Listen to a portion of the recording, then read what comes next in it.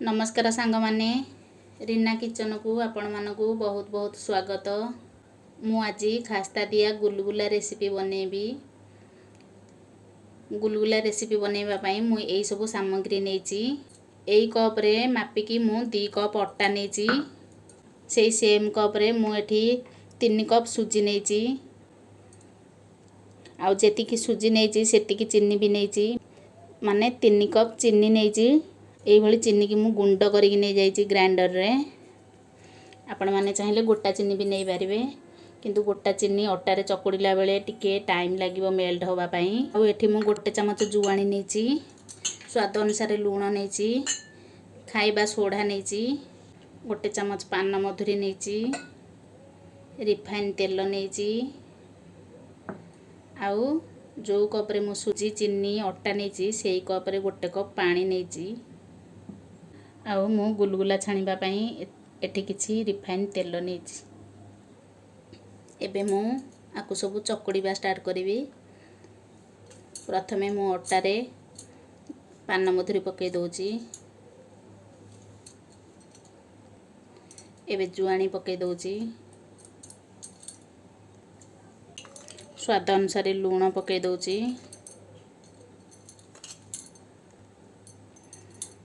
एठी मु खाइबा सोडा पकै दोची। अल्प सोडा पकैबे, बेसी सोडा पकैले गुलगुला बहुत फाटी जिवो। मु एथिरे सुजी पकै दोची।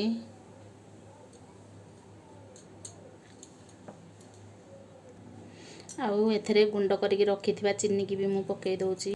मु एठी 3/4 कप चीनी नेची। आपण मानकु जेतिकी मिठा पसंद लागे आपण माने सेई अनुसार चीनी नै पारिबे। एबे मु एथिरे खास्ता दबा पई 4 चमच रिफाइन तेल पकै दोची।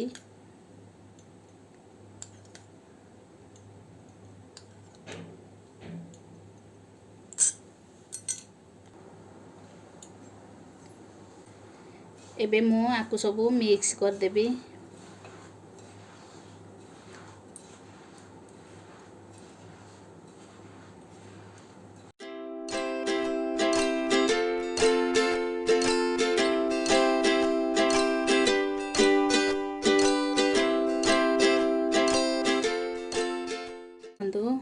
मुझको 2 ରୁ 5 मिनट जाए भल भाव मिक्स करके खास्ता दे देजी।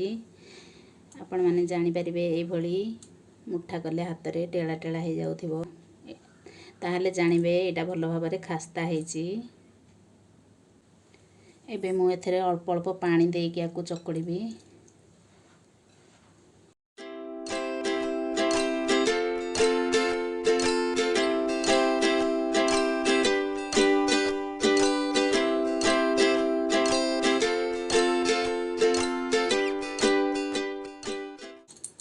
देखंतु मु पूरा भल भाव मिक्स करके चकुड़ी देची। चकड़ाटा ये अट्टा ठू टिके हल्का पतला रखिबे। एबे मु आकु 20 मिनिट पई घोड़े की सेट होबा पई रखि दोची। एबे देखंतु मु एटा कवर करके रखिबार 20 मिनिट हे सारिलाणी।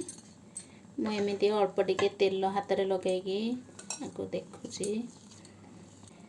एबे पूरा पूरी नरम होइकी रेडी हो जाईची। मु ए भलिया को गोल गोल करके छाणी देबी। मु तेल कड़ाई बसैथिली, एबे तेल गरम हो सारलाणी। मु एबे एथरे गोल गोल करके पकै देबी। तेल ए भली हल्का गरम करिए, बेसी गरम करिएनी। मु हाथ रे ए भली गोल गोल करके एतिकी बड़ साइज रो गुलगुला बनेची। आपण मानकु जेतिकी बड़ साइज पसंद लागे सेतिकी बड़ बनै परिबे। देखंतु पकेला माने ए भली हल्का फेण होइकी बाहरुथिबो, बेसी तेल गरम करिवेनी नहले पोड़ी जीवो।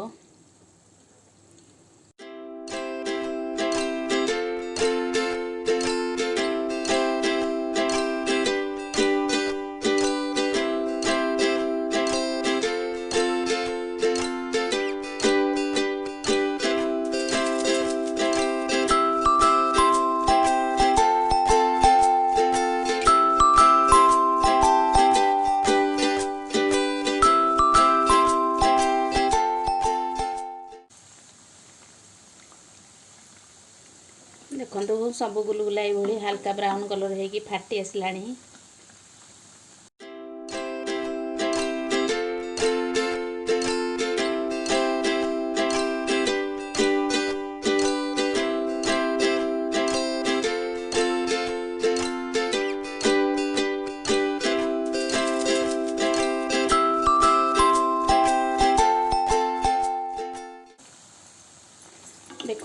ସବୁ ଗୁଲଗୁଲା ଏଇଭଳି ବ୍ରାଉନ୍ କଲର୍ ହେଇକି ଫାଟିଗଲାଣି।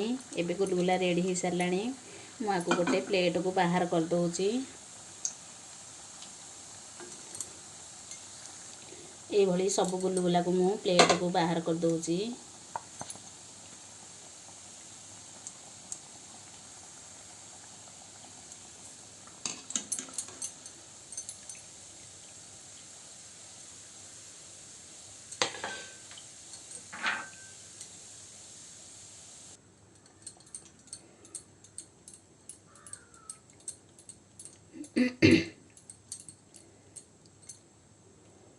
এইଭଳି ମୁଁ ସବୁତିକ ଗୁଲୁ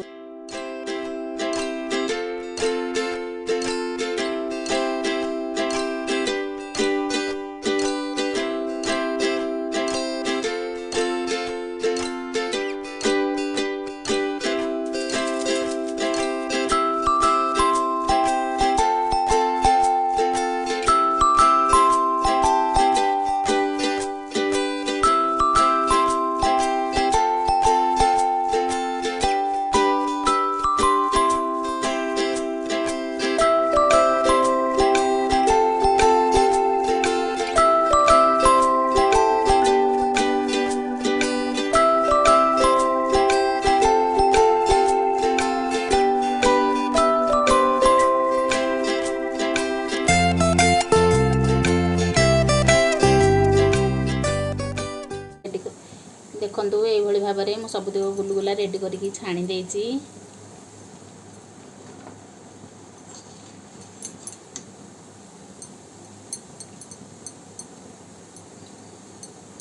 ଗୁଲଗୁଲା এইଭଳି ଫାଟିଲେ ଜାଣିବେ ଖାସ୍ତା ପାଗ ଭଲ ଅଛି ଆଉ ବହୁତ ଟେଷ୍ଟ ଲାଗିବ।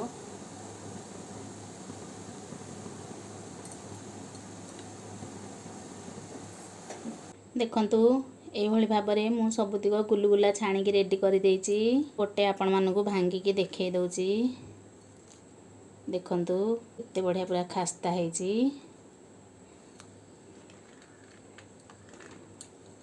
ଦେଖନ୍ତୁ এইଭଳି ମୁଁ ସବୁ ଗୁଲଗୁଲାକୁ ରେଡ଼ି କରିଦେଇଛି।